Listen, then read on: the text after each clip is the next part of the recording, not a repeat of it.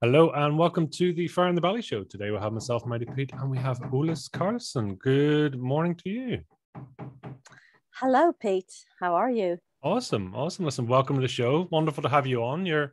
Well, tell us, who are you? What are you doing? Where are you from? Give us a bit of background.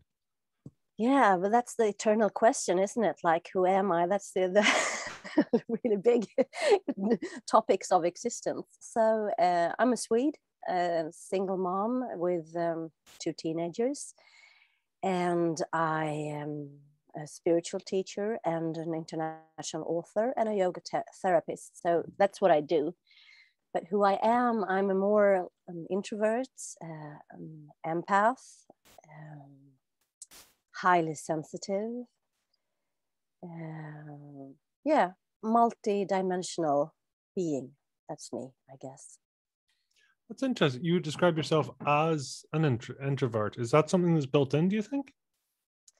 I really think so, yeah, because like each and one of us have our own unique, energy frequency, or, why we are here.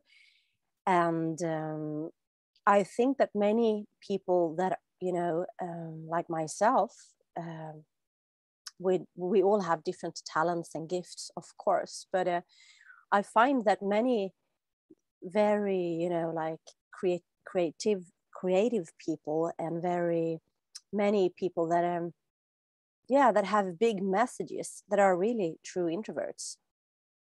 That's my own take on it. It's not an evidence-based like bulletproof, but yeah, that's my feeling on it. No, that makes sense. So tell us, first of all, what does fire in the belly mean to you? What is what meaning to me? What does fire in the belly mean to you? Fire in the belly to me is passion and intuition and gut feeling.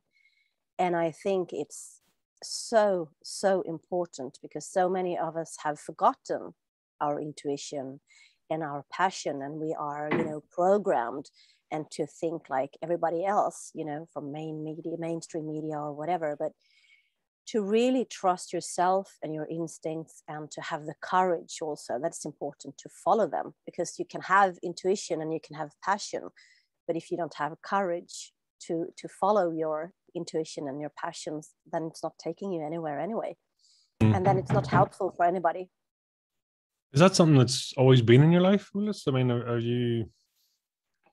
No, I wouldn't. Well, I think it's been there for me. It's just that in my life, when I was younger, and I, as a highly sensitive and an empath, as I didn't know at the time, I had to close myself off. So I suppressed a lot of my gifts, to be flexible and to adapt to the norms of the Swedish society.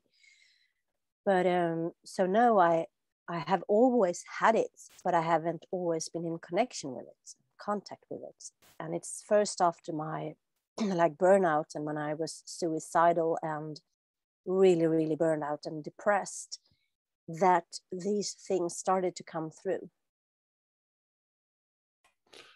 It's super interesting, isn't it? How that moment of contrast. Was it a moment of contrast for you, that sort of realization, but also things had to get bad enough for you to see it? Yeah, I think it was not only a moment of contrast, like a whole lifetime of contrasts, to have lived a whole life, suppressed and not aligned with who I am at a soul level, trying to adapt to the norms, trying to be normal, trying not to feel or sense too much, trying not to express too much.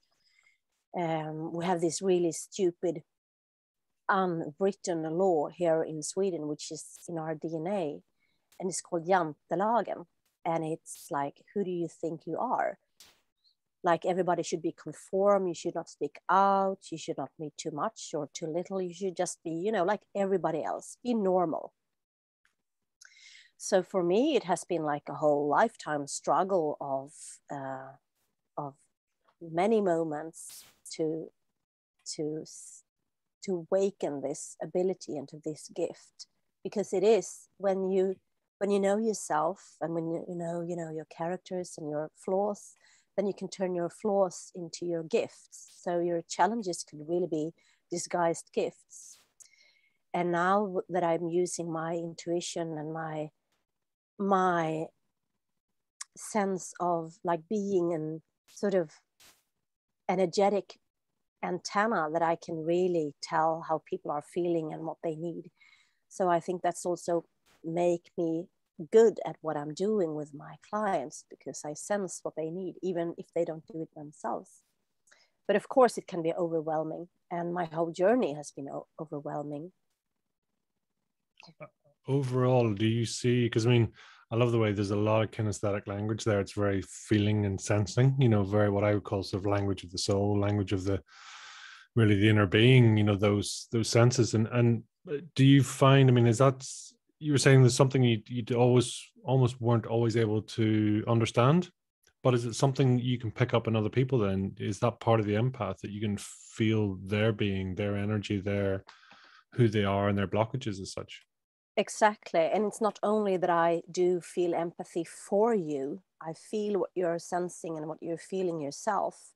And this has also previous in my lifetime been a lot of, obstacles and a lot of hindrance about it, because I can ask somebody, so what's going on? How are you feeling? And then they can, sort of snap at me and say, oh, I'm fine. What do you mean? I'm fine. And no, but I sense that there's something there.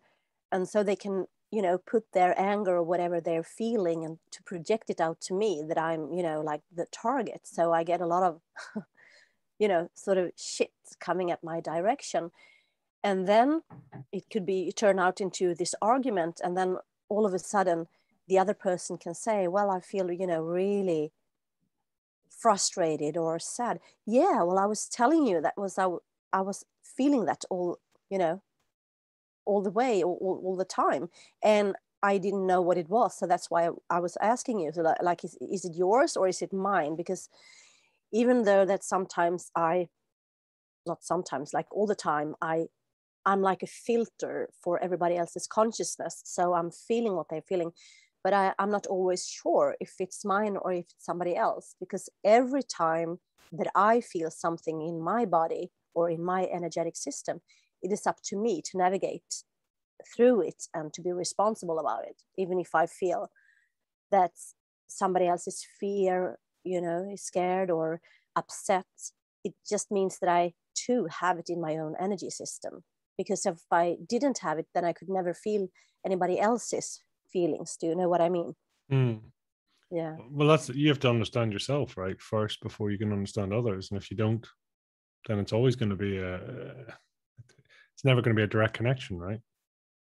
Yeah, of course. And if you've been told your whole lifetime that you're too sensitive and you feel so much and don't think so much and shush now, don't express it. So what do you do with all these things? You suppress it. And I did that for my whole life, ending up in my, big burnouts and my big depression, where I also was suicidal because I had suppressed so much of myself and who I am at a core level, just to be,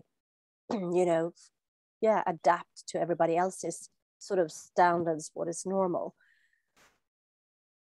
Do you believe that had to happen? I do. I really, really do. Like, it's not something that I wish for somebody else, that they had to go so far that, you're thinking about committing suicide every day. But for me, it was a necessary part of my journey, because this is also what I'm teaching. All my teachings now and what I'm do is to guide other people through their frozen emotion, as I like to call it, or through their blockages. And the only way is through, like, if you have a lot of fear or a lot of traumas or a lot of stress or whatever you have stored, because we have so much that is stored from this lifetime and also previous lifetime. I'm a yogi, so I have the whole energetic perspective of that everything is energy, and everything, lives on, just in different shapes and forms. So for me, I really had to go through all of this so I could clear and cleanse my own karma and to come into alignment with who I am at a soul level. So I also can help others to do the same. I cannot do it if I only know it, in theory, or if it's just something that I've understood how to do it. Because I'm talking about the inner wisdom of true knowing. And for me, what I teach and what I've experienced also personally is that you have to go through it all. You have to observe it, feel it, and from there you can transform, whatever trauma that you've been through, or whatever kind of unresolved or accumulated feelings that you have suppressed. So yes, it was necessary. However, I don't wish it for somebody else to go that far as it went for me. Mm.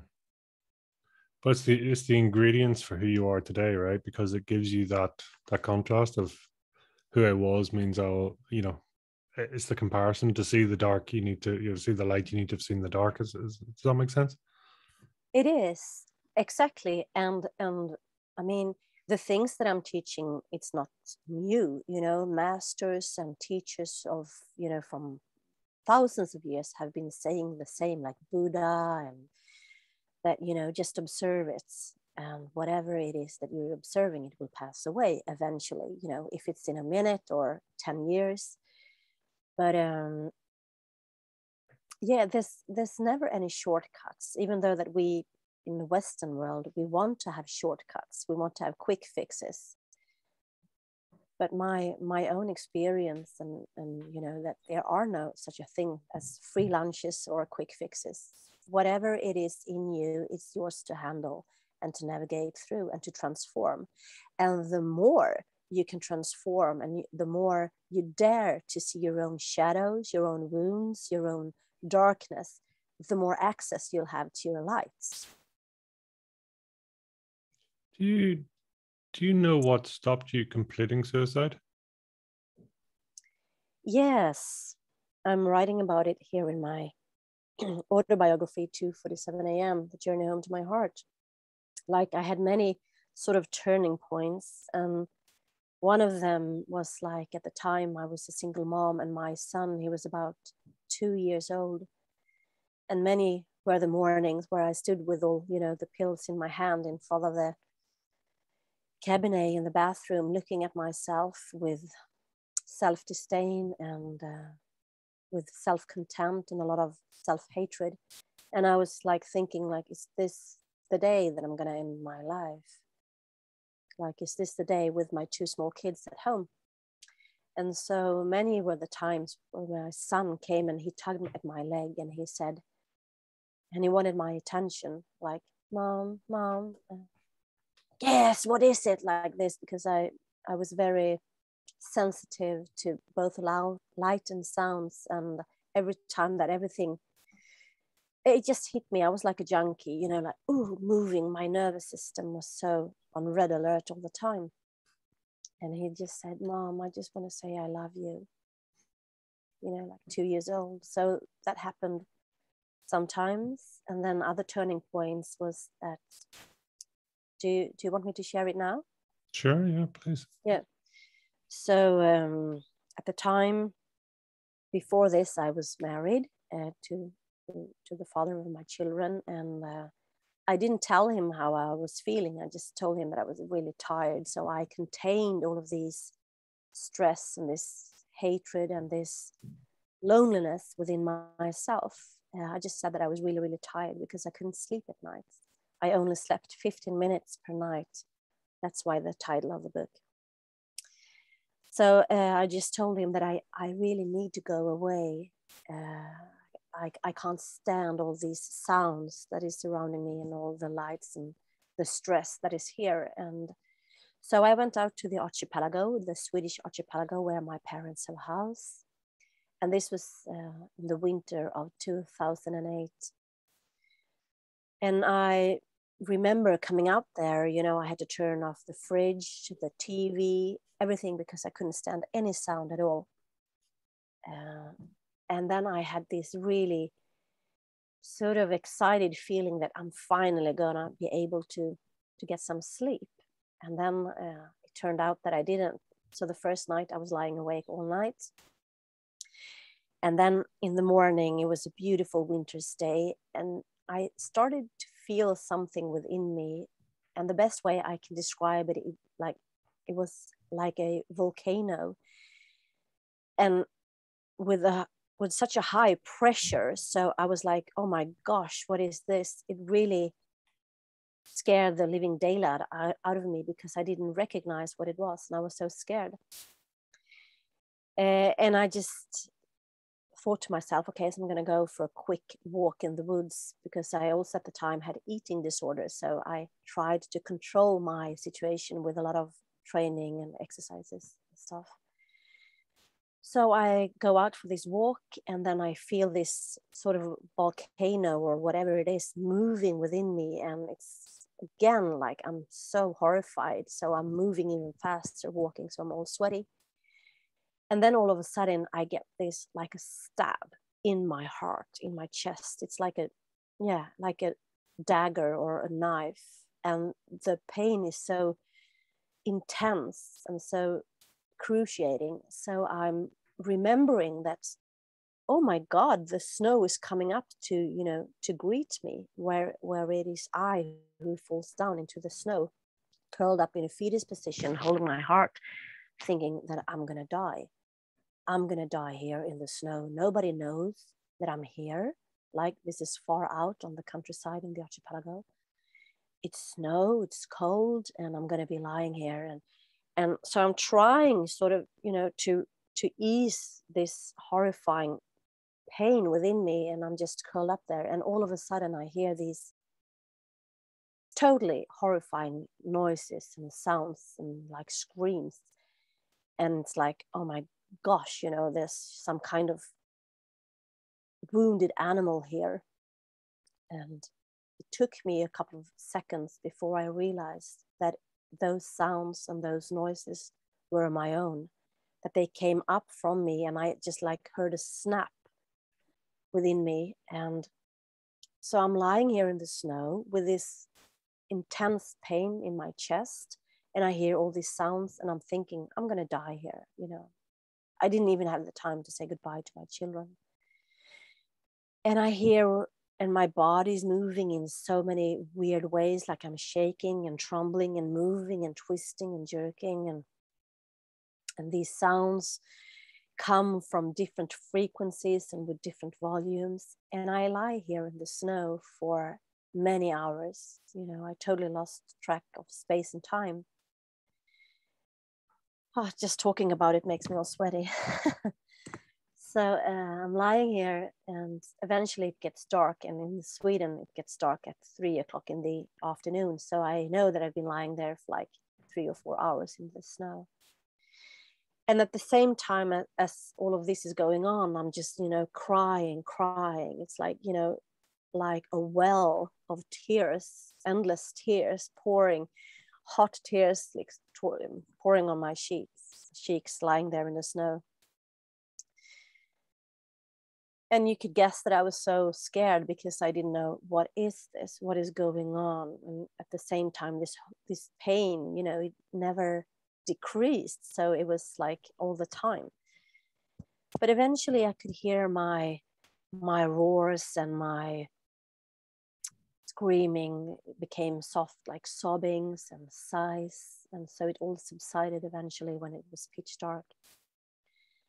And then I realized that the pain in my chest was all gone, like this. And I didn't have any thoughts in my mind at all. It was like this sort of a bright stillness that expanded. That's the only way that I can describe it. So I didn't think of anything, and it was so still.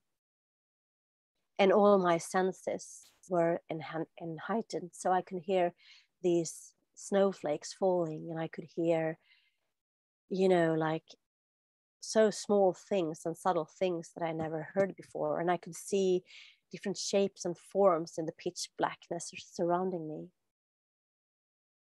And so this was like, for me, a big awakening call, because in the stillness, I'm like, hey, wow, what is this? Did I die and go to heaven? Where am I? What is going on? So I feel it was like my encounter to God or source or the energy or whatever you like to call it. And from here, I just knew that I had to turn around my whole life. I had to do differently. And I had to change every belief that I have ever had about myself or about, life and existence in general. So this was like a big wake up call for me when I was lying there in the snow. Had you been that person before? Sorry, have I? Had you been that person before? No, never in this lifetime. I had never had that complete stillness and sort of warm expansion within. No, maybe some glimpses here and now, but not like this. And I was so present. So no, I've never experienced it. And that was why it was also scary, because I didn't know, like, did I die here in the snow, and where did I go? So but it was like a big turning point for me. And I'm not saying that my journey afterwards was like easy, because then I had to clear all my, traumas, mental, physical, sexual, emotional, spiritual trauma, and all the emotions that I had suppressed my whole life, and previous lifetimes, traumas that I'd experienced. So I'm not saying that the journey was like easy and just sitting in a bliss, as a yogi. So it has been hard work, an inside job, really. But I remember like 4 years ago feeling that I am, I'm now healthy again, and I'm another person that I've never been. I mean, this is a whole new person that has emerged. But so I didn't have any depressions or anxiety attacks or eating disorders. So yeah. You were saying, I mean, that event in the forest there, I mean, that's 2008 you're saying. So I mean, and to sort of feel the clarity then just 4 years ago, if I can do my math right, that's, what are we there, where, can't even do the math, that's just like an 8 or 9 year clearing process, if I understood that correctly. Yeah, even longer, I think. Yeah. Isn't it? And it's not amazing, it's just how much trauma we can store. Yeah, it is amazing.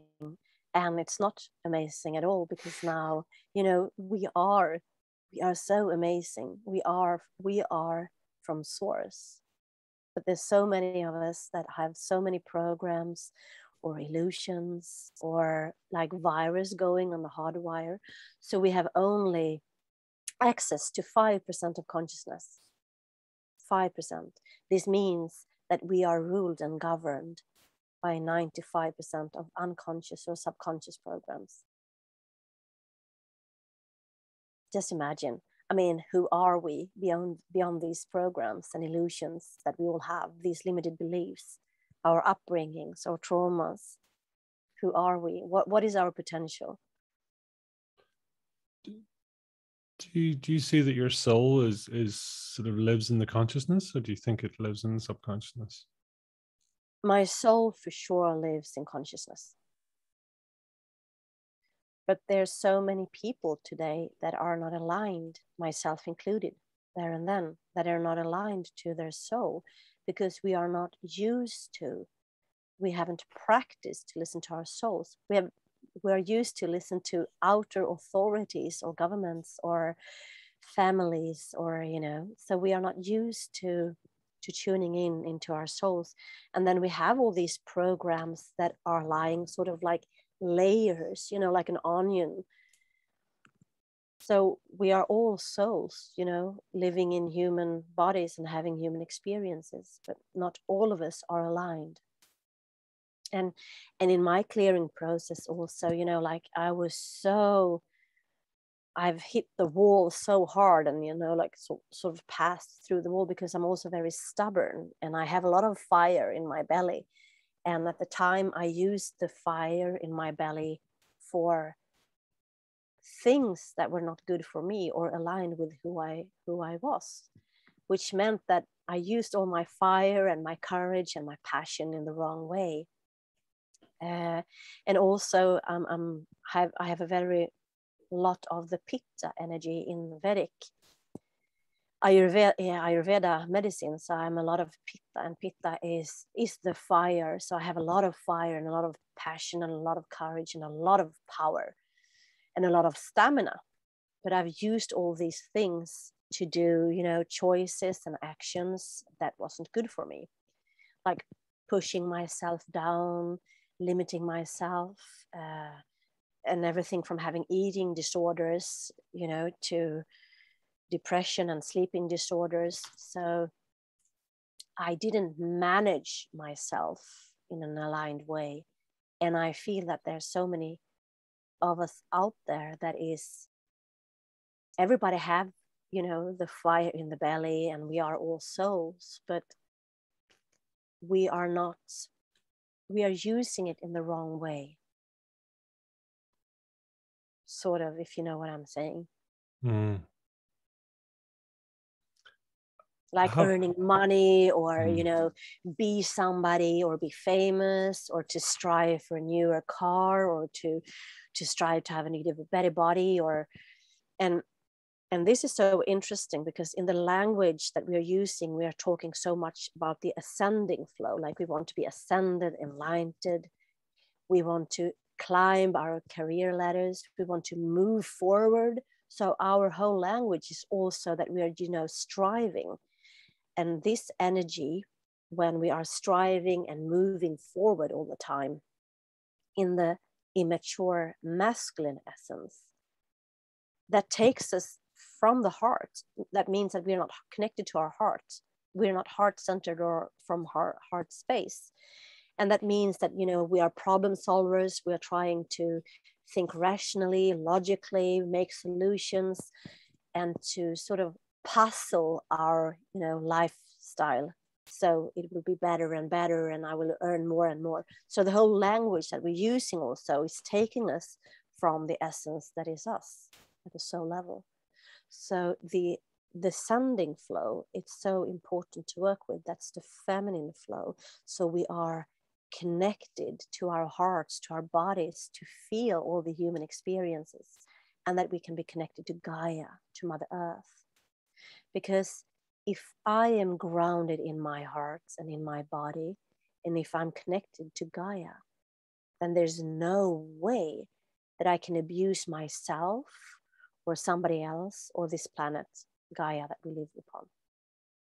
So it's when I'm up here, with greed or manipulation or mind control or whatever, that's how I can abuse and manipulate others and also myself. So we really need to work with both the ascending flow, but in the mature masculine essence. And we need to work with the descending flow and the mature feminine essence, which is love and compassion. And they meet in the heart. But we don't live in societies that are heart-centered. We live in societies that have this drive. And Buddha his teaching was that what is causing the suffering to human beings and to humanity is the strive, the craving for this or that, whether it's a good experience, a good feeling, more money on the bank, bigger breasts, whatever. So all the striving desires. And then the other side is the aversions, like avoiding this and that, avoiding harsh feelings, avoiding our shadows, our wounds, whatever. So, and then we, as human beings, we tend to move from the desire, I want this, and to avoid this. And that means that we are never here. And that means that we are also causing our own suffering. What comes across is that As you say, that sort of ascending, it's that external desire to fill the void within. It's like where I'll keep accumulating things, stuff, whatever, because that will then give me a sense or a feeling of which will sort of fill that void for now. Exactly. But it's not a permanent solution. That's a continuous process until you eventually get so tired that you can't keep filling the voids long enough. Exactly. And the only thing that you can fill the void with is yourself. Mm. You can't fill, because I was always experienced like that black hole within myself that I try to fill with educations, with the trips, with statues, with a good body, with you name it, so many things in the outer realms that I try to fill my inner black void or my black hole with. But it's not doable, it's not possible. And no matter how hard you try, you're never going to make it. And that's also what we write in the book Holy Fuck and Sacred Water, the secret connections to everything. Like the black void that we're talking about here, that's also, a space for potential, right? Like if you think about sort of the universe before, or the galaxies, like there was a black void, and then sort of, the Big Bang or whatever, where we come from. So this black void, this black hole within each and one of us, it is also a void of potential if you dare to go there.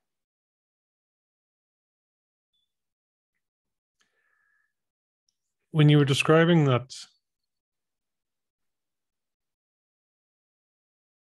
moment in the forest, you talked, and just I was curious about your language, the tenses you use. So you were talking about ending my life, noise out of my body.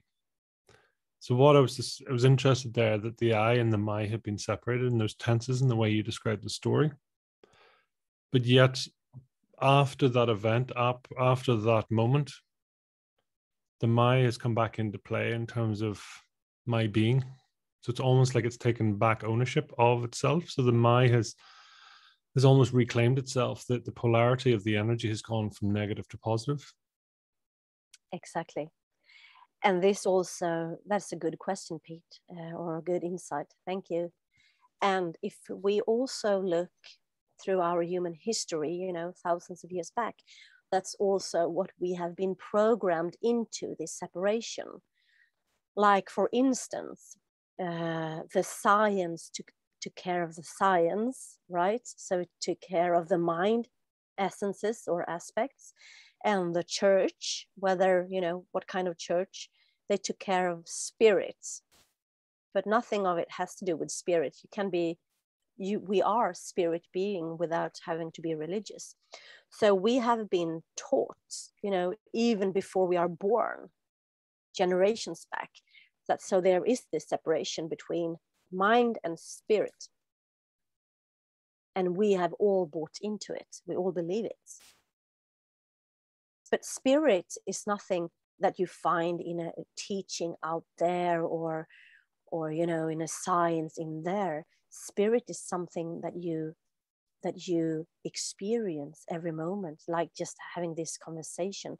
And every time you breathe, the Swedish word for breath is andetag, and that literally means to connect with the spirit. And most of us in the Western world, we are not aware of our breaths and how we are breathing and how much our breaths are influencing our health, our well-being, the quality of our lives. So yes, it's definitely about this merge, or the holy fuck, as we write about in the book Holy Fuck and Sacred Water. And this merge, it is on all the polarities. It's on the feminine, on the masculine, day and night, light and darkness, love and fear, and to be it. And that's also why I'm saying that there's no such a thing as shortcuts. The only thing is to go through it. And this is also what we see now globally, where we are right now. This is a global mass awakening. I was curious about you because you talked about the masculine and the feminine. I've kind of had this belief, and I'm not sure if it's correct or not. I think it is, but almost the subconscious is almost the feminine, and the masculine is the conscious. And Yeah, not quite according to my experience, but please elaborate further. well, because it's interesting, because the way you describe, so saying consciousness is almost, that's the presence of being almost, and that lives in the consciousness. But again, it's my sort of very basic understanding and or sort of uptake has been that the power of being actually sits within the subconscious mind, the super subconscious, if you like, and for me it's always felt like the home of the soul. But if it's tainted with the masculine energy, if it's tainted with the consciousness as in beliefs, traumas, everything else, then it's not a particularly necessarily a nice place to live. So because of the power of the subconscious mind, that 95%, that's there. So I don't know if that makes sense, but I've always, that's the belief I've been holding, if you like, that actually the feminine power is in the subconscious mind, but it has to be either cleansed or it has to be make sure that the polarity is tested and checked. Does that make any sense? Yeah, it makes sense, but I just want to add also, like in this book that I'm writing a chapter in, it's only in Swedish, but there I'm talking a lot and writing a lot about the conscious and the unconscious or subconscious. And my perspective and my take and my own personal experience through my own journey is that both the feminine and the masculine are unconscious or subconscious, and also both the feminine and the masculine are conscious. So just to give you some examples, like a typical example of the immature or undeveloped or unconscious masculine is, like we were talking about, this strive. This strive, it is a sign, it is energetically a frequency of the subconscious or unconscious masculine to always strive for something more, to be better, to have more money, to strive for the next job, to have your kitchen renovated, whatever. So this strive, and to be the good girl, good girl in school or the good guy or whatever. So when we are upholding and maintaining these patterns that we see in Western society, we are upholding these unconscious and undeveloped energies of the masculine, right?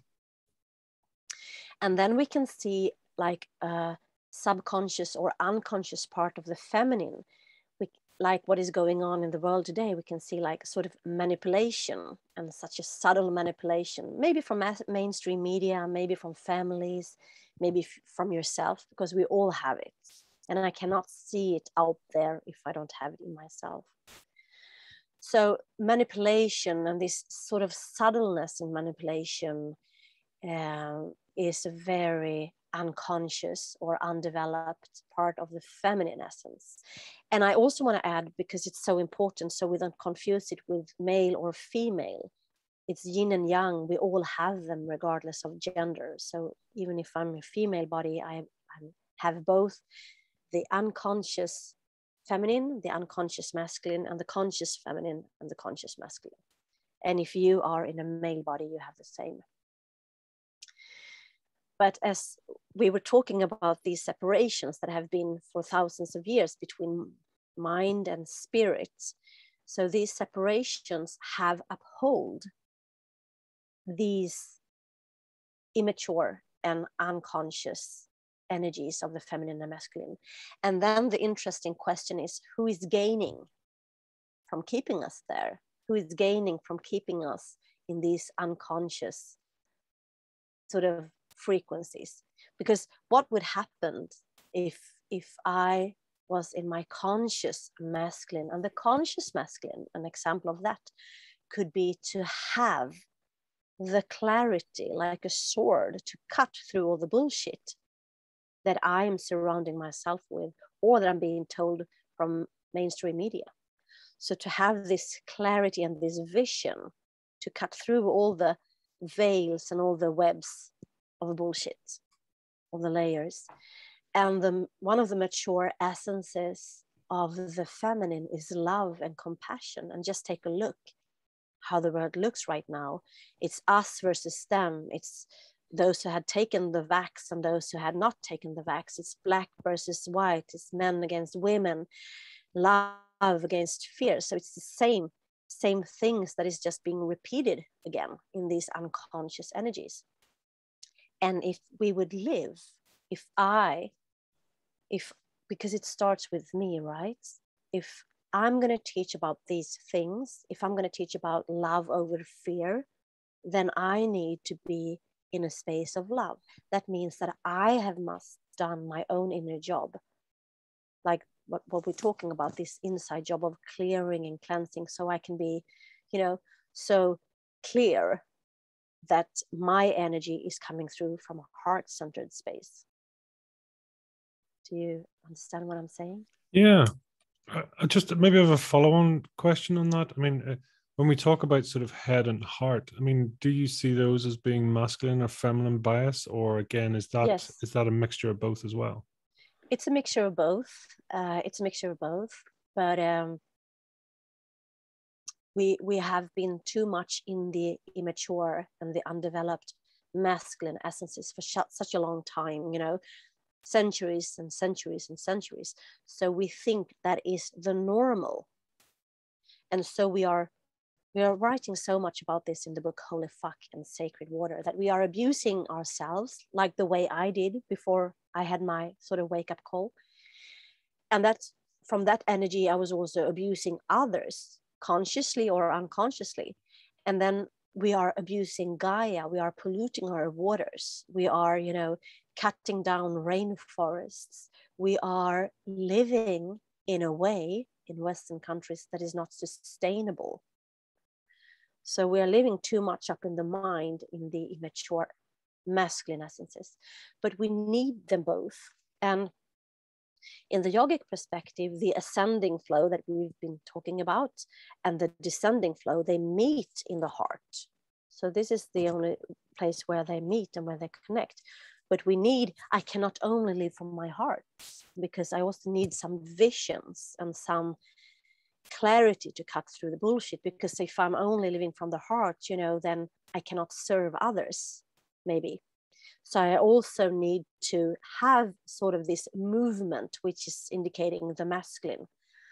So I'm here to serve others, and I can't do that if I'm only living in my mobile van and doing my own meditation and my own clearing and sitting here in my own hermit mode.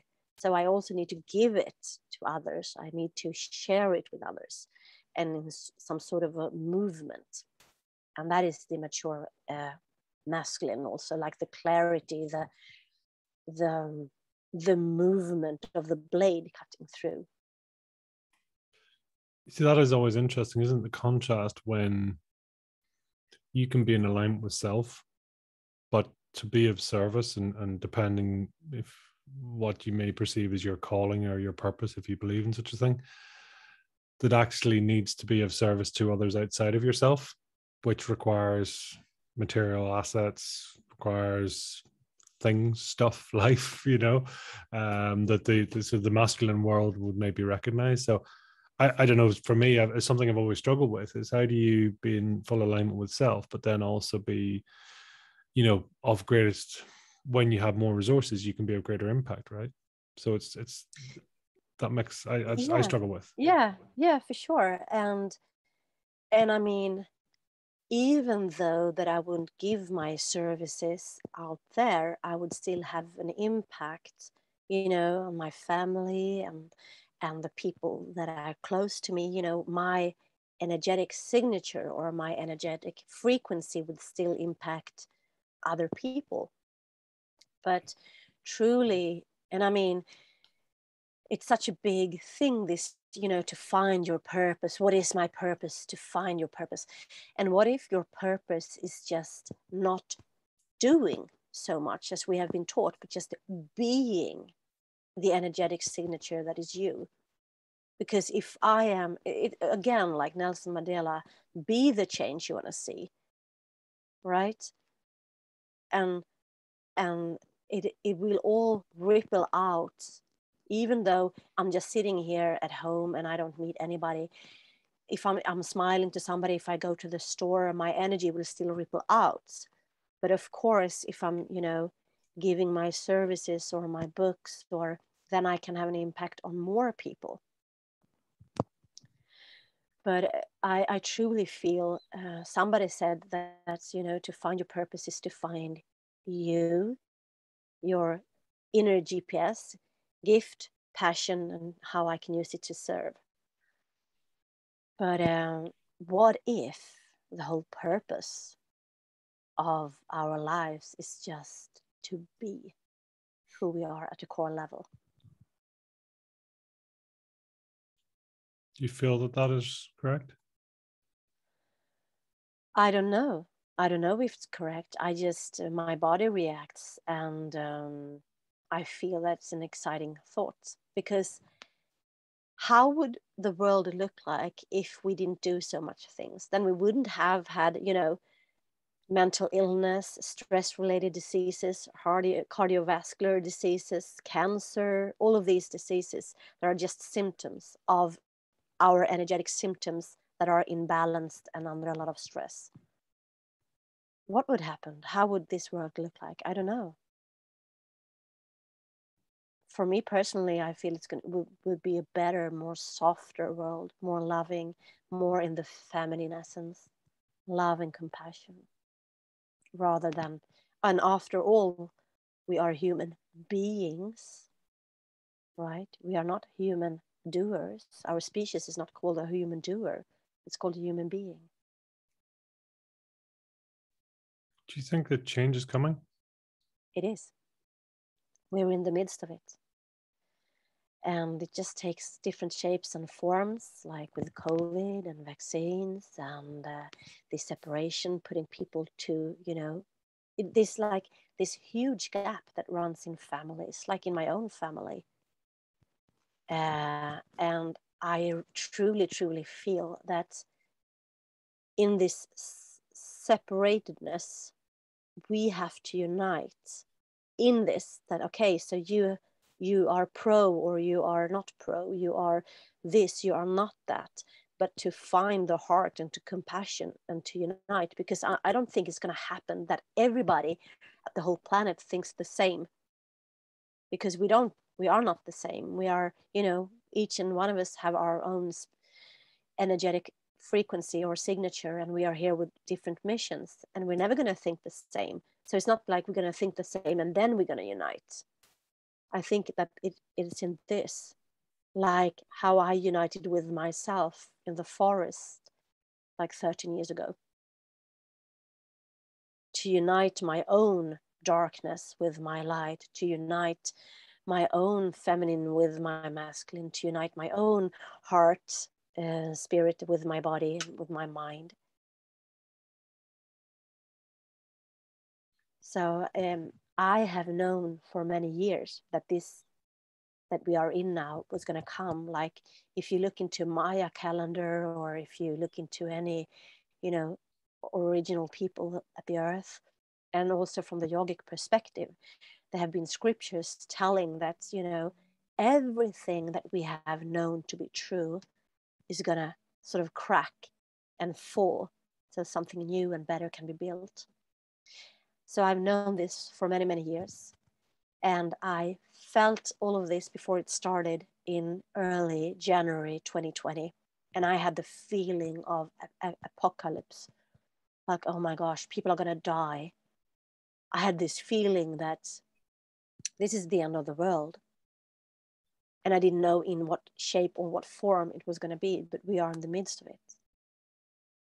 And it's all taking back our own beings, being sovereign beings, free spirits from source, and not to give it away that somebody out there will say me, a jab, a doctor, authority, a government, my parents, but me. Like I am my own shining knight in armor. Do you know what I'm saying? Like nobody's going to come to rescue me. When I was lying there in the snow, nobody came. I was by myself. So I truly, truly believe that we are going to create a better and more loving world.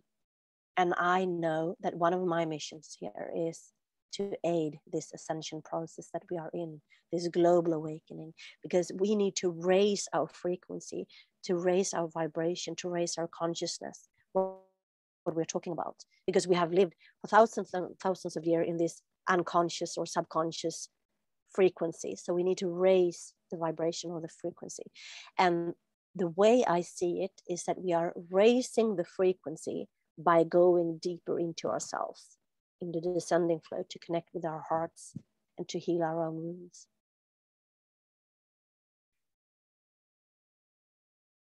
I may be over engineering, and I can't quite tell, but I have this perception, we have now, the moment of now, we have the past and we have the future.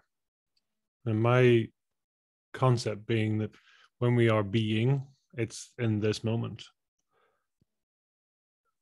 But should there be also a mixing of the future in there as well, or is just being in this moment, being in the now at this time, is that enough? Is that everything, do you think? Yeah, I think that's everything. And that's the whole thing. I mean, it's so simple, but not easy, because again, we are not taught to be in the present moment. We are always, being, striving somewhere else, longing for the weekend, longing for the vacation, longing for a relationship, longing for a better body, longing for more money or whatever, or escaping and fleeing from whatever, dot, dot, dot. So that's the thing, to be in the present moment, to be right here, right now, to feel my body, to just observe my mind, my thoughts, to be connected to my breathing. Because in the now, this very now moment, it contains my whole past, right? And in this now moment, I also create my future. So everything exists in this now moment. But since we are taught and programmed to be distracted with our cell phones, with our computers, with another Netflix series, with coffee, with chocolate, with drugs, with medicine, with sex, with work. So these distractions are pulling us away from home. And in quantum physics, as I've also studied, quantum physics and yoga are for me the same thing, just different terminologies and different words used. And so what quantum physics is saying is what Buddha taught, and it's to observe this now moment. Because in quantum physics, there was an experiment, the double slit experiment. Have you heard about it, Pete? No, don't think so. No. Okay, so there's like two slits here in a sort of a frame, and then they put a projector behind it that splashed out color. And when the scientists were looking at this projector, they could see back on the wall, they could see that there were two slits, right? So they could see the color coming in from the splits, from these splits. And then they perception and they illusion and their limited belief, okay, so this is how it works, right? Because this is what we observe. But then they went out of the room and they came back and they found that, the colors on the wall everywhere, not only in the slits, like everywhere. And then they come to the conclusion that is when we observe what is going on in the now moment, that's where transformation can occur. Like when I was in the snowpack, when I was lying in the snow, I was experiencing it with my full being. My whole body experienced the pain. Whatever I heard, whatever I saw, I was there. There was no time and space for me to sort of figure it out mentally, or to puzzle my way out, or to think positive feeling will remove everything. So I was just being in the moment, and that's when, like the double slit, when it was observed and just transformed. Even though that's a journey, because obviously, like all my organs, my adrenals, my hormonal system, my nervous system had been under stress for such a long time. So I was way below. It's like a bank account, if you have been taking out money and taking out money and taking out money, then you're not even on zero. So you are owning before you come up to zero. So it's the same, I guess, with what happened to me in my body and mind and spirit, that I had taken so many out drawings from the machine. I've given so much energy out, and there was, so just to build it up, so I come to zero, and then from there to build up myself again. So I truly believe that it is in this now moment. And that's also why I work so much, because what I'm talking about needs to be embodied. It needs to be embodied, and the body here in 3D contains our subconscious and unconscious mind. So our bodies are containing all of this that we are talking about, and we don't know about it because we're up here. So that's why I feel the work that I do, by guiding my clients into embodiment, to truly feel, to experiment, and to experience, so they can be the observer in their own life. And that's why you use with the breath on the tongue to connect with spirit, because it helps you to be grounded in this moment in the body. This is not something that I can just, think my way out of. I really have to embody it fully. That's my personal experience, and that's my maybe limited belief. I don't know, but there's so much potential when you free your body from your traumas and your accumulated stress. Do you see your soul as being one being? What do you mean with that? Yeah, I really enjoy language, and just that I'm just cautious of or aware of the different tenses. So you talk about my being, and then I believe, and then the sort of, I can't remember the wording, but it was almost that the I, the me, and the my was different methods of talking about this, what felt like the same being, but possibly different facades. So I was just curious to know whether your thoughts was, are we one being? Are we a collection of inner beings? Because why else would we refer to ourselves in different tenses, different ways? Yes and no. So the yes is that we are one. We are oneness. We are one with the source. We are one. I mean, in my physical body, there can only be one soul at a time. That's my experience. Even though that they can change souls during one lifetime, like sort of stand-in. But because when I do soul readings also, there's a lot of information about the soul that is coming in from the Akashic records. But so yes, we are one. We are one with the universe. We are one with God. We are one body, mind, and spirit when we are aligned. Yet, I feel that for me, instance, like, okay, I can say that I'm a mom, I'm an author, I'm a spiritual teacher, I'm a soul. And then I have many aspects to myself. I have, in my own work, reconnected with, like, my mermaid, my inner child, with various beings that I have memories from a previous lifetime, or if it's my soul's sort of connections to. And I believe that the soul is multidimensional. So my soul has the ability to travel through time and space, and also into parallel, how do you say, parallel lives, parallel dimensions. That was the word I was looking for. So our soul it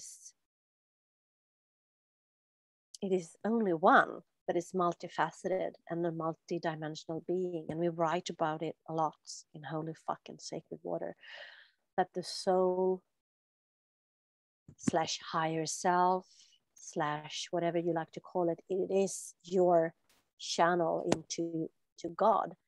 And soul is not something that is up here. The soul is, within yourself, within you as a body.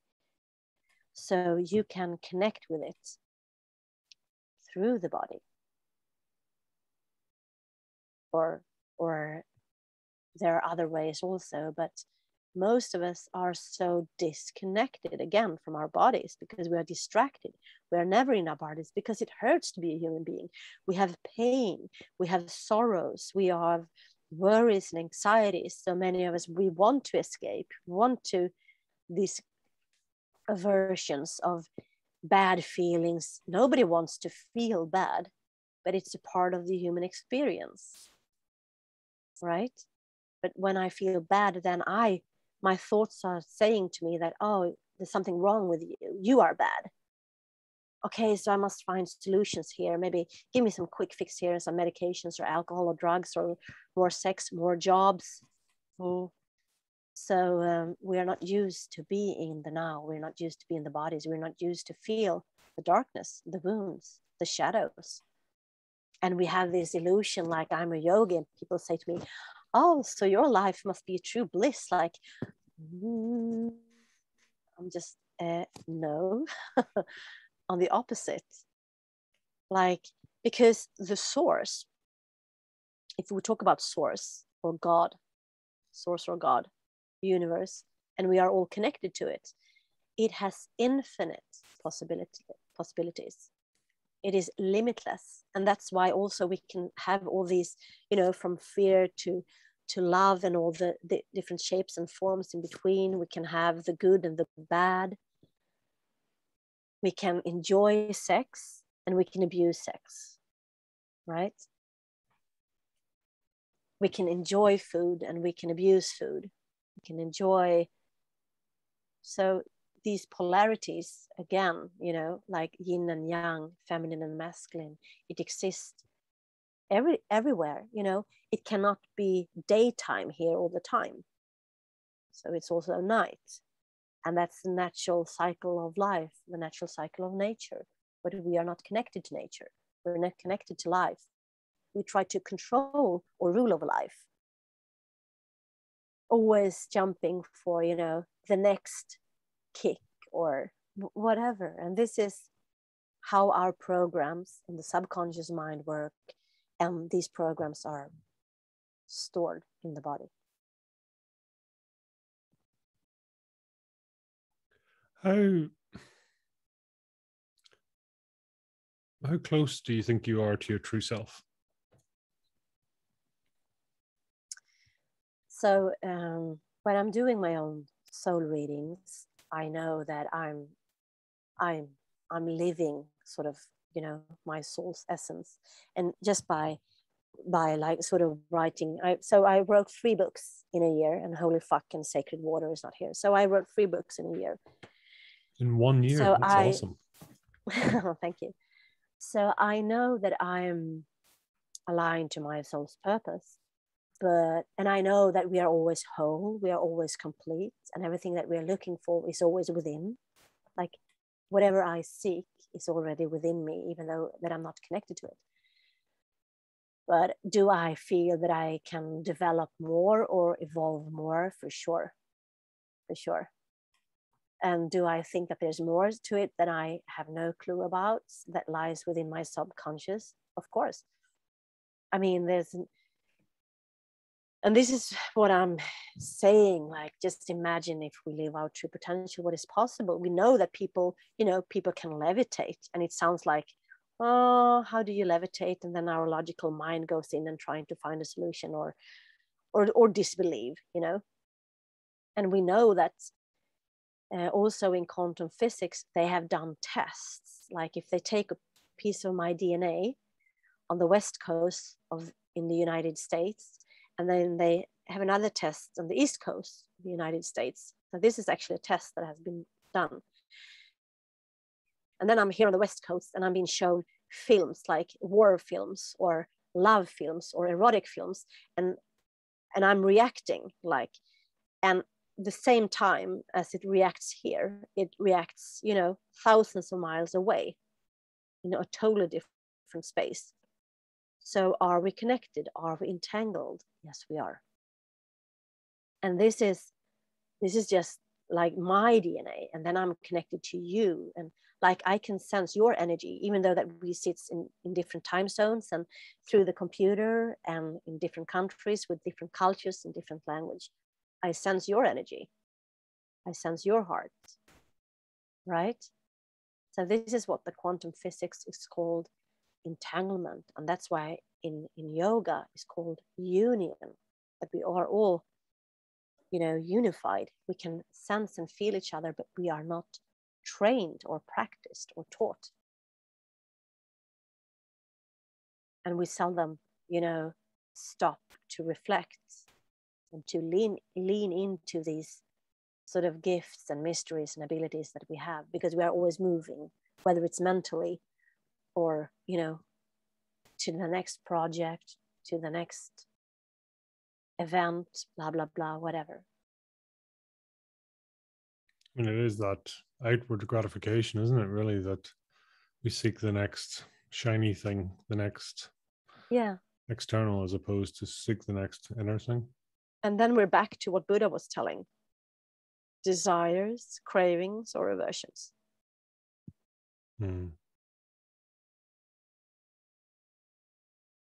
Yeah, it's curious.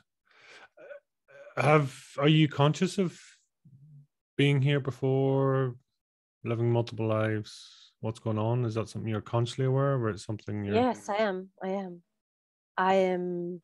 I'm writing about it in Holy Fucking Sacred Water.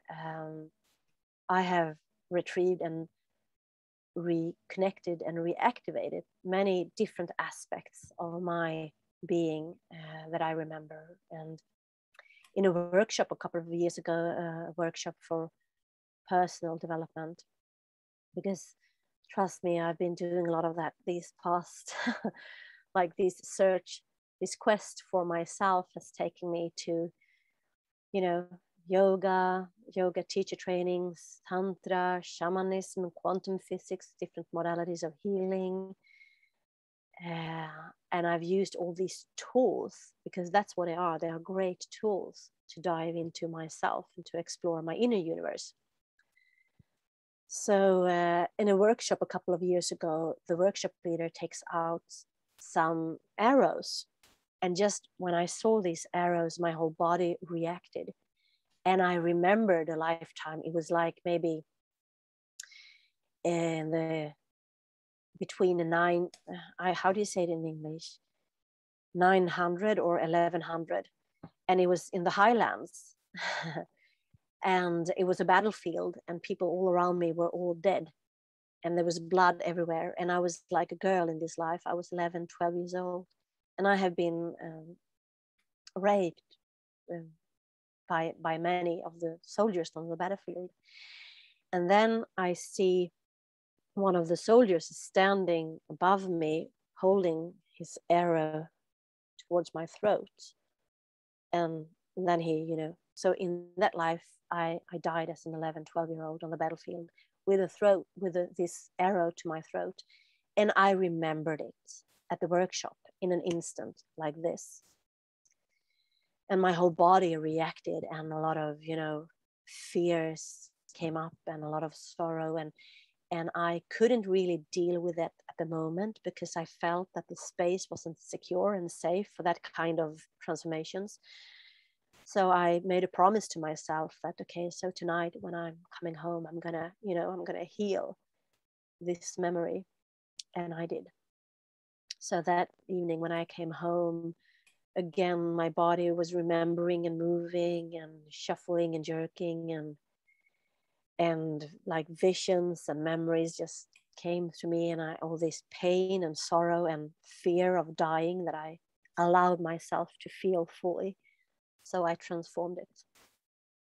And we have so many of these things, because if energy never dies, if energy just takes different shapes and forms, how many shapes and forms and then many lifetimes have we had? And not only, I mean, this is the interesting things, because we have all been sort of perpetrators in previous lifetimes. We have all been soldiers, perpetrators, and we have all been victims, right? But we have all been kings and queens and god and goddesses also. So all this information, like being a goddess, is stored within the cells of our DNA, and we write about it in the book Holy Fucking Sacred Water. Like I had a reactivation of the Nordic mythology, a goddess called Freya, and so I reactivated and felt her in me, like a small part of me was her. So I describe about it in the book, and we all have access to it. And sometimes it's through a trauma that other traumas are being reactivated or remembered so we can heal them.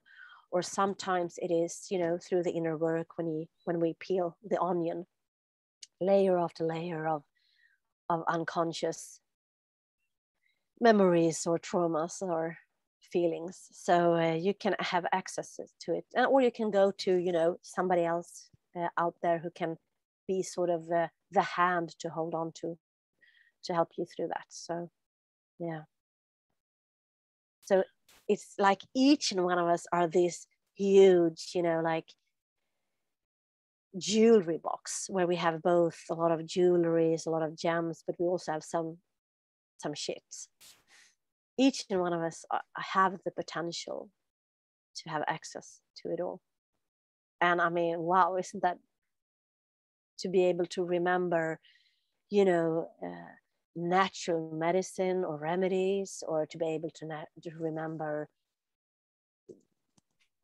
these limitless opportunities that we all have. Wouldn't that be great?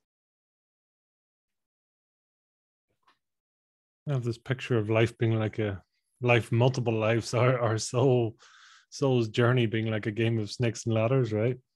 Yeah. Or deeper in, or whatever metaphor we want to have it. But everything that you look for and everything that we talk about is in each and one of us, our bodies.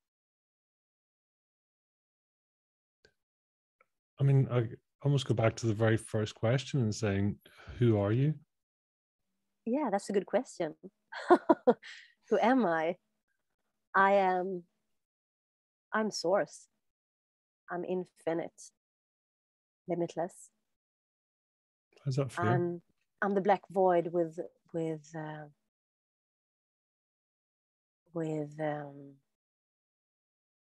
undiscovered potential.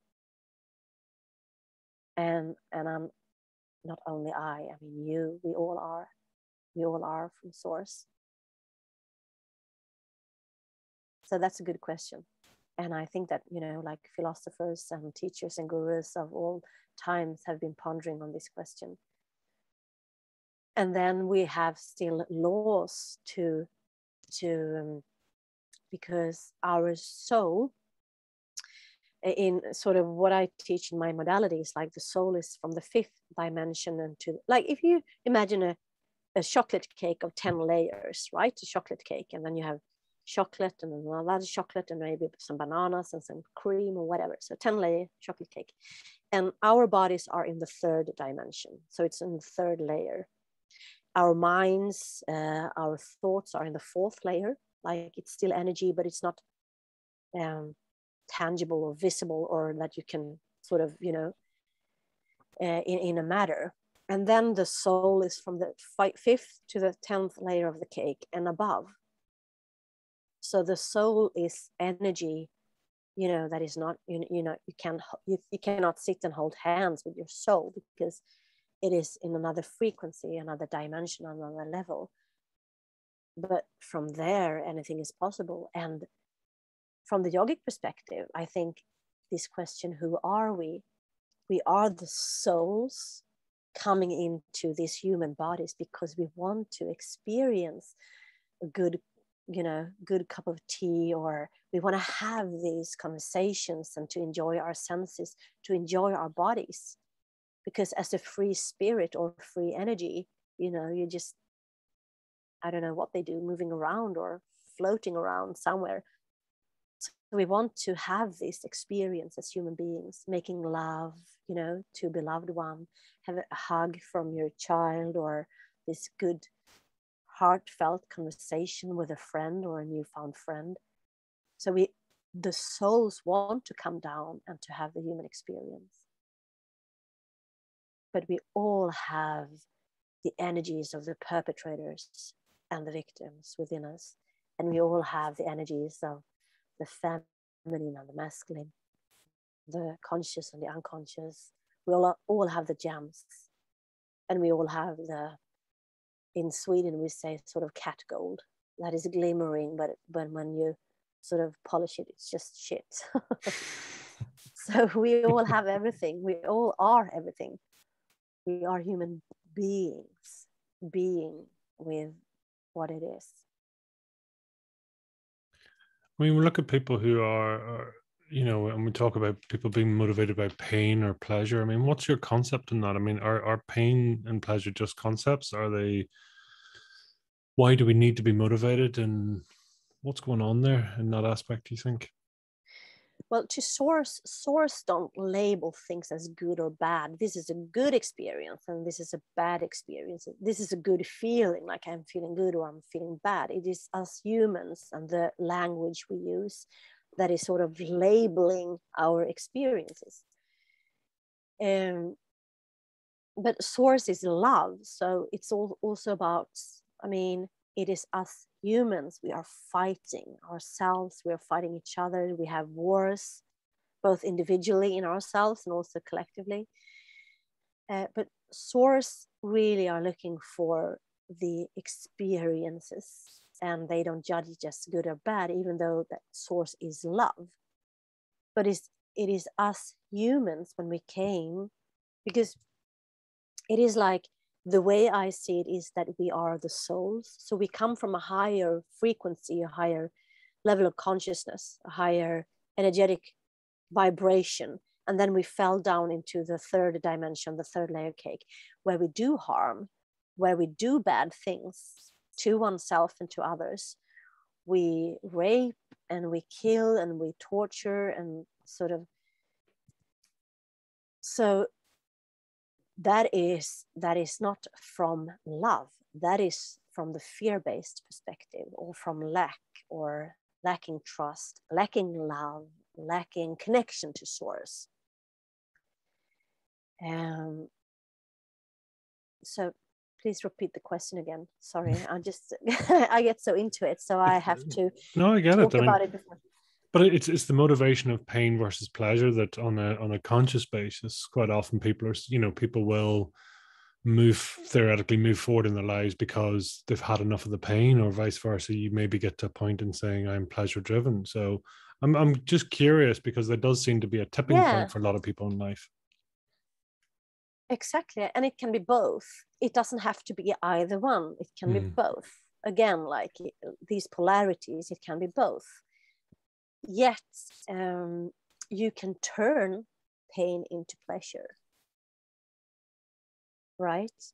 And then you have turned a lower state of consciousness, a lower vibration into a higher vibration, a higher consciousness. A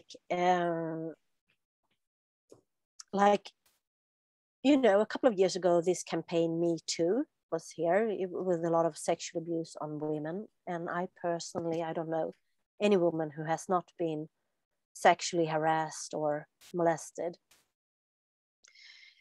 So if I turn my own harassments and sexual abuse, like the pain, that has been accumulated and unconsciously stored in my body and damaged my body, damaged my soul, because then I I hurt myself thinking I was no good, I was fat, I was not worthy, this and that. Okay, so I was upholding the lower state of consciousness within me. But to fully move in and to feel it and to observe it, like the double split experiment, to observe it, to feel the pain, to allow the pain to move through me, to be witnessed, to be felt, to be experienced, and from there to be transformed. So you can transform pain into pleasure. You can transform fear into love, but you have to do it through the body because it's stored in the body. So I think that either way is good. It's not good or bad that you have, if you have a lot of pains or if you are driven by pleasure, it is just source way to express and for us to evolve. It's just an opportunity. Everything is an opportunity to evolve into these higher consciousness. Yeah. What opportunity for you comes out of trauma in whatever form? Oh, just sitting here with you. Like I wouldn't be here sitting with you, having this talk and sharing not only my knowledge, but my acquired wisdom if I hadn't gone through it. Right? And the ability to turn my pain into a book that hopefully can guide and help somebody else, and holy fuck and sacred water is also here with the aim to aid the ascension process. So for me it is, and just by being alive, being here now in this moment with you, Pete, I'm sitting here, I'm feeling my body's reaction to what I'm talking and what I'm sharing. I'm connected to my breath. I feel my heart. I observe my thoughts that are coming. Oh no, I started on that word, or oh no, I hope they, apologize my bad English because I'm thinking in Swedish and then I had to translate it into English because this is not my native language. So I have all these thoughts and I'm observing them. But just by being here and everything that I am and everything that I be and do. Do you know why you didn't take that handful of pills? Yes, because I'm here for this. My time, my experience as a soul I wasn't born into this body to have this depression and suicidal and decades of sleeping disorders only to kill myself and leave. My soul wanted to have the whole loop, like the whole circle. And I truly believe that I'm here, that I've turned my pain into, my challenges have been disguised gifts that I now can sit here and share with you in podcasts, in interviews, in books, in my work. And I'm always saying, like, many years ago, I was looking at Oprah Winfrey show when I was depressed and suicidal. And one day I heard something. I can't even remember what was said or if it was a man or a woman who said it. But there was like one word and one sentence that really resonated with me and committed me from commit suicide that day. So I didn't do it. And so if I'm here now saying one word or one meaning that resonates with you, Pete, and then you take this vibration, to your family, to your friends, to the pub. And then, so if I can save like one person, and even though that this person is me, then I have sort of fulfilled my job here as my soul experience are here for. It's so incredibly powerful, isn't it? When you can, as you say, that concept of even just being of service to self. Because sometimes we need to recharge, we need to fill our own cup per se, and before we can give out to others. Exactly. And that is actually the only way that we can change the world, or the only way where we can is it your or is mine? Not sure. It's ringing somewhere. Can you Somebody hear in it? somebody in the universe is trying to contact. This is awesome. Yeah, this is awesome. I don't see nobody here anyway. Okay.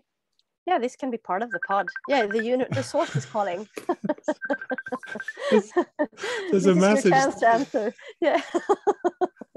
Yeah, it's like, that's Yeah. awesome. This is Yeah, random that's ring, awesome. just random ringing from somewhere. I don't think it's my side, but I don't know. No, and I couldn't find anything here either. Yeah, the source is listening and it's liking what it hears. So yeah. Absolutely, yeah.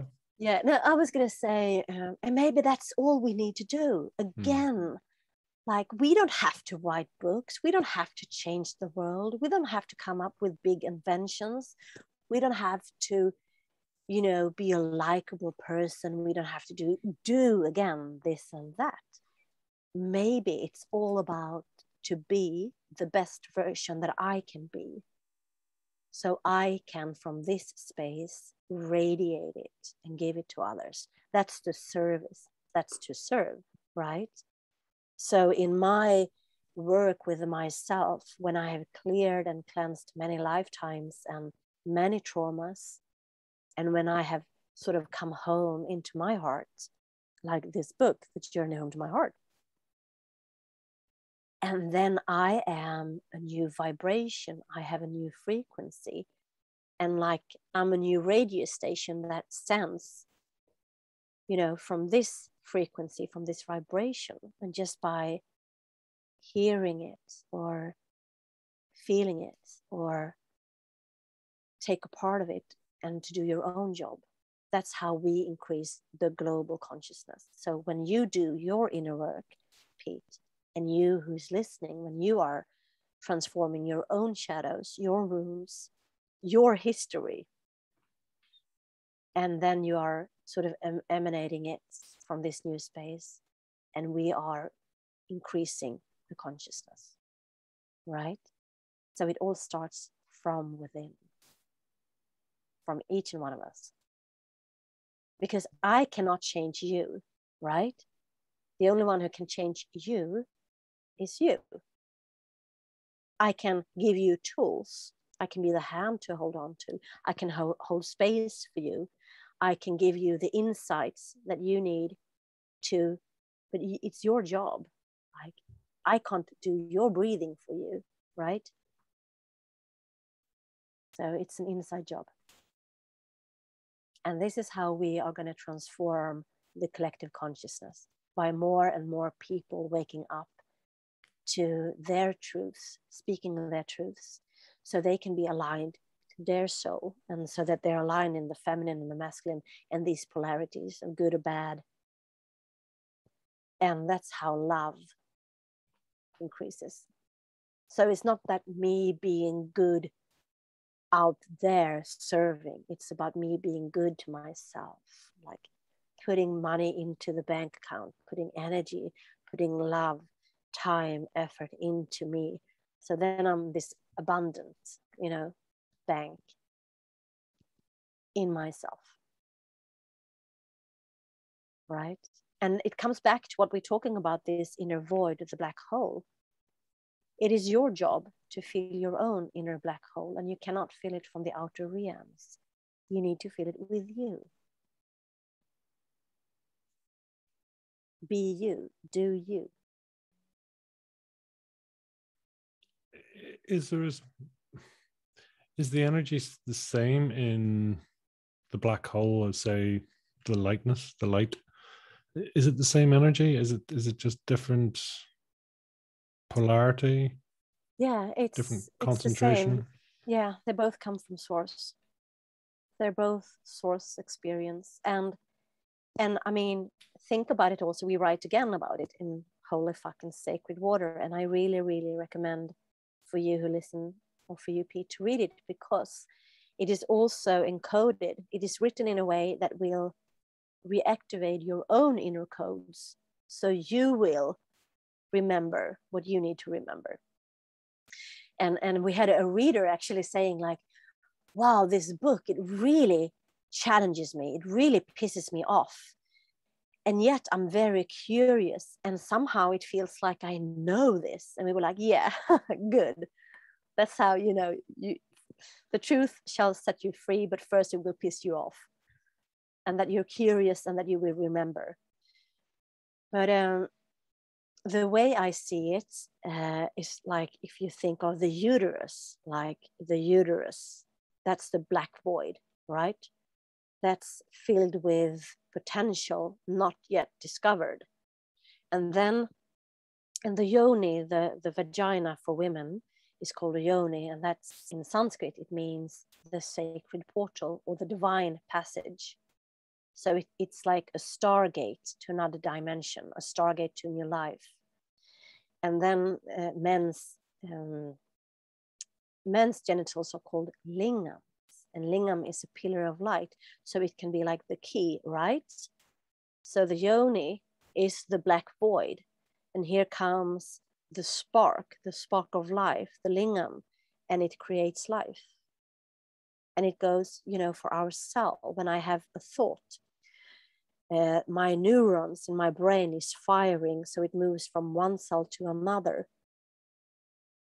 And we can see it from cellular level and all the way out into the universe and then back again. So from a micro perspective from a micro perspective to the macro perspective and then back.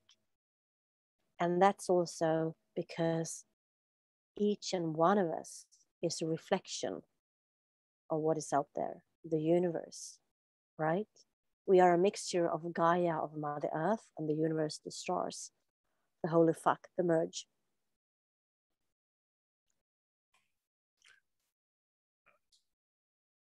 It makes so much sense, I think, for me. I think that's, as you say, that connection between the two.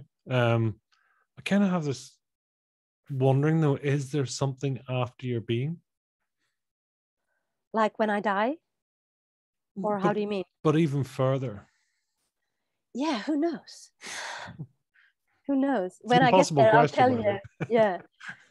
But so we need the black void. We need the black void because that is potential that is not yet discovered, right? So we need the black inner hole because from Christ comes development or evolution. So we need to have the black hole and to fill it with ourselves so we can evolve, right?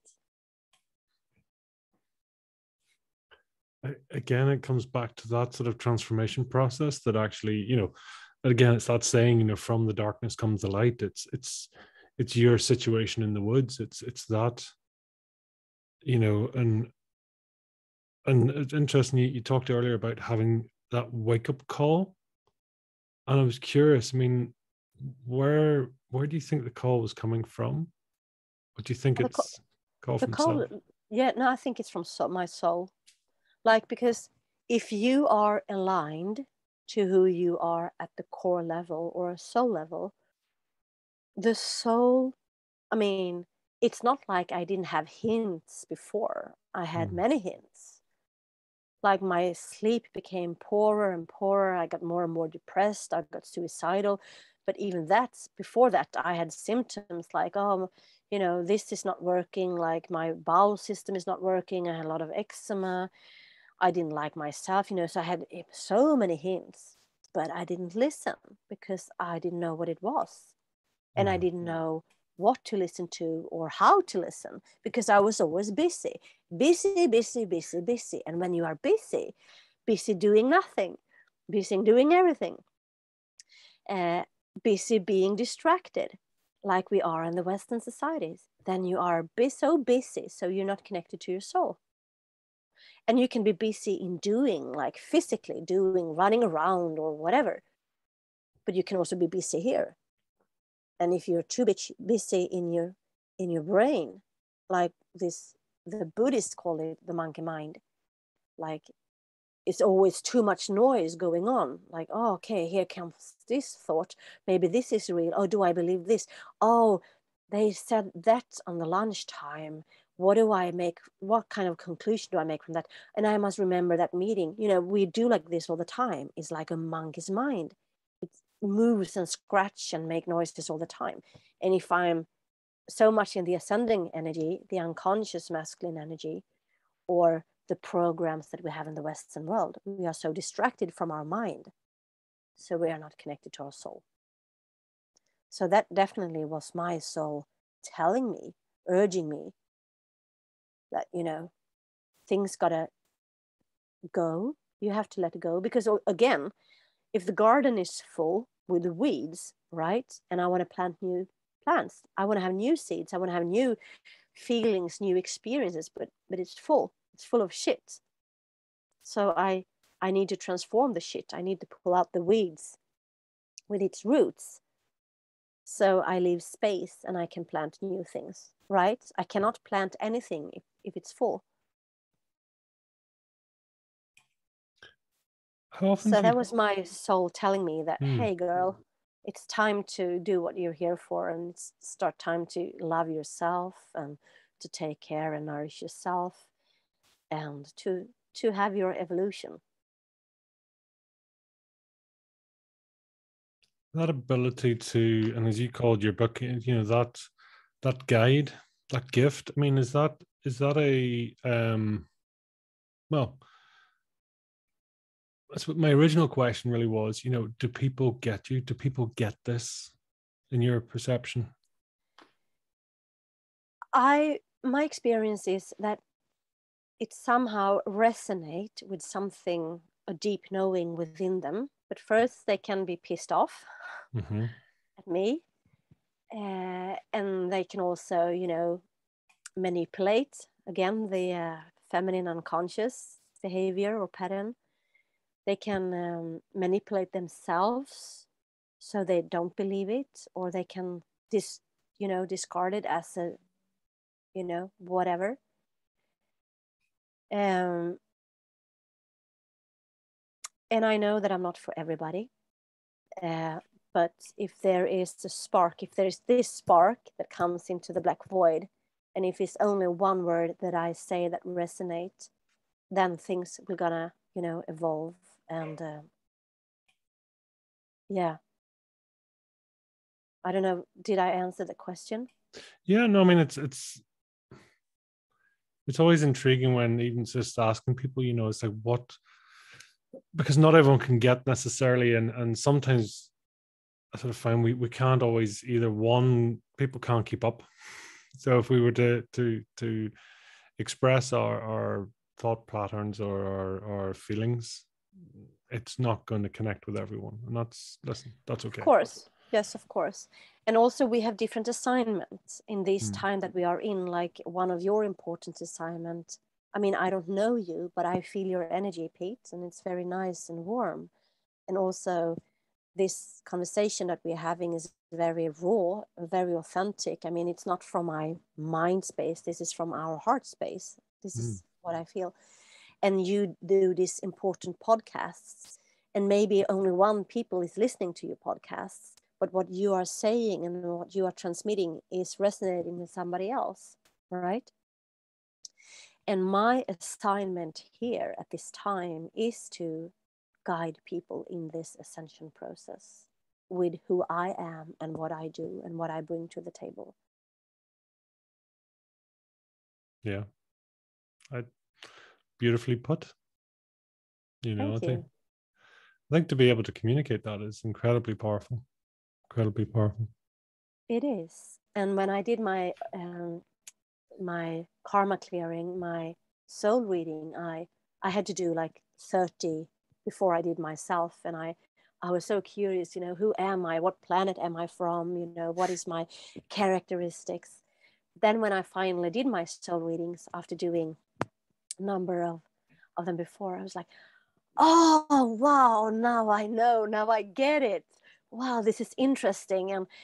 And like I'm from a origination from a planet called Vega. So my mission is here, that I'm here to inspire, and my two like divine way of do it is that I have divine manifestation, right? So I need to always, what I do, I need to have that is divine manifested, and divine communication, which is like by sitting here at the podcast talking to you, or writing these, these books and holy fuck and doing my work. So I'm using both of my soul, like the gifts of my soul in my work. That means that I'm aligned. And I was like, wow.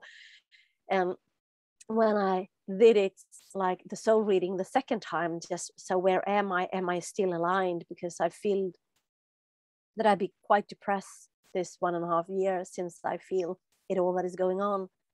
So my energy has been very low and I've been very depressed, and I've actually doubted myself a lot. Like, oh my God, I'm here and nobody wants my services, or, I'm here and I don't have energy to do anything because I'm just depleted.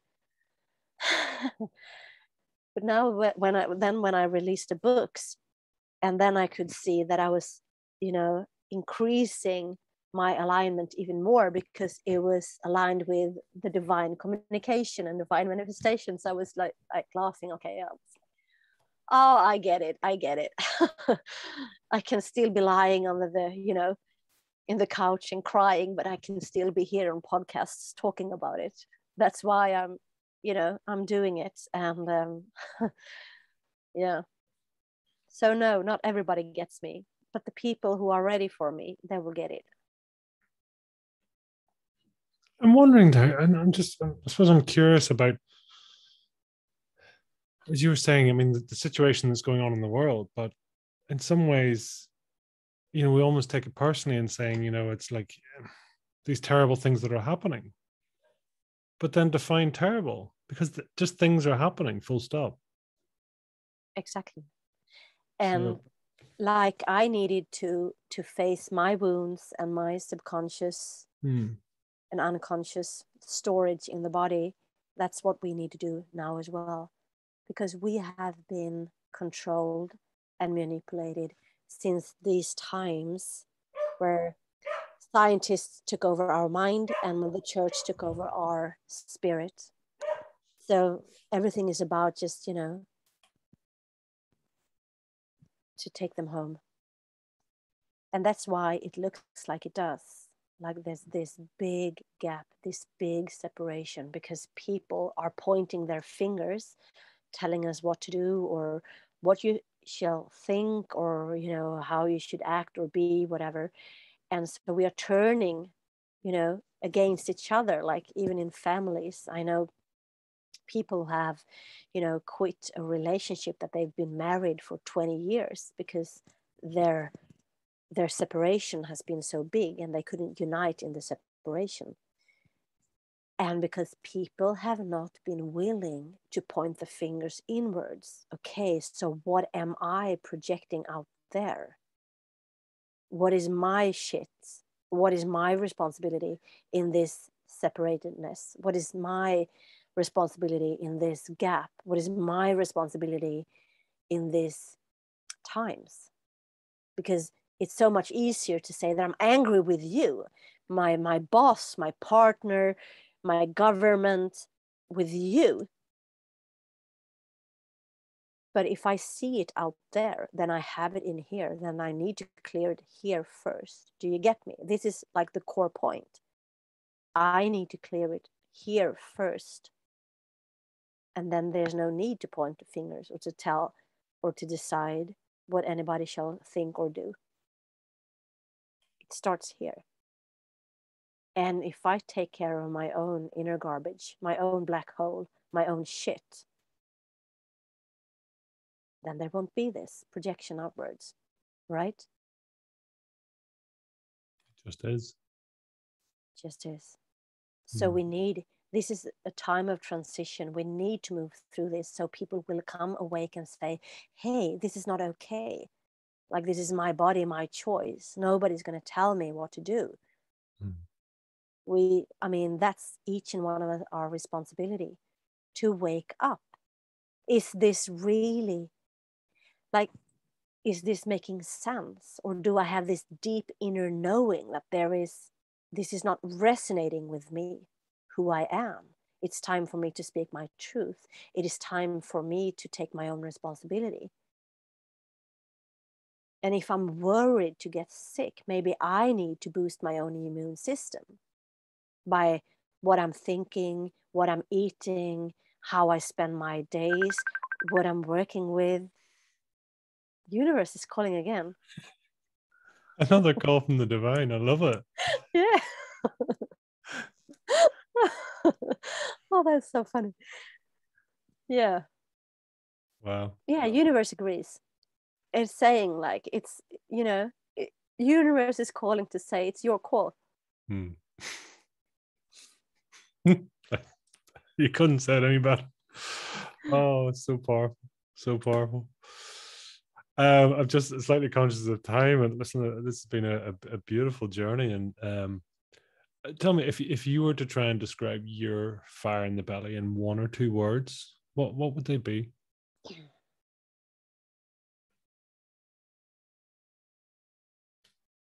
Love and consciousness and compassion, like what we've been talking about. Hmm. Because I am doing all of this out of love and of compassion, and in a way, as I said, to aid the increasement of consciousness, vibration. So that's my fire in the belly. Wow, so powerful, so powerful. Thank you. Do you want to tell people where they can follow you, learn more, buy the books, follow you up, and really sort of be guided by you? Yes, thank you. So the books are on Amazon, but we have found out that it's better if you order them through me. Then you can have them signed. So you can have them through me and you get them signed. And my website is Ullis Karlsson. It's ULLISKARLSSON.com. And now while I'm talking, I remember that I haven't even put the books up on the website. But if you just connect with me there, you can just say hi and I want your books or your service. So then I'll send you them. So ulliskarlsson.com, and I'm on Facebook as Ulrika. It's ULRIKA. By the way, that's a Swedish name and means the magnificent. Ullis Karlsson. So Ulrika Ullis Karlsson on Facebook and on LinkedIn as well. Yeah. Is there a final message you'd like to leave with our guests? Yes. Do you, be you, and everything that you are looking for, it is in you and it's your responsible to do the changes. And I'm here to aid you if you need any help. Powerful. Ullis, thank you so much for your time. Thank you for being present. And I just really appreciate you. Thank you. The same to you. So thank you so much for having me. And for you who's listening also, thank you a lot. And thank you, Pete, for creating this space that we could talk, for 2 hours without interruption, except from the universe calling. So not all the podcasts have that. It's always like 25, 30 minutes. And how much value can you give into 25, 30 minutes? So thank you for doing you so beautifully, and the important message that you do. Thank you. Thank you.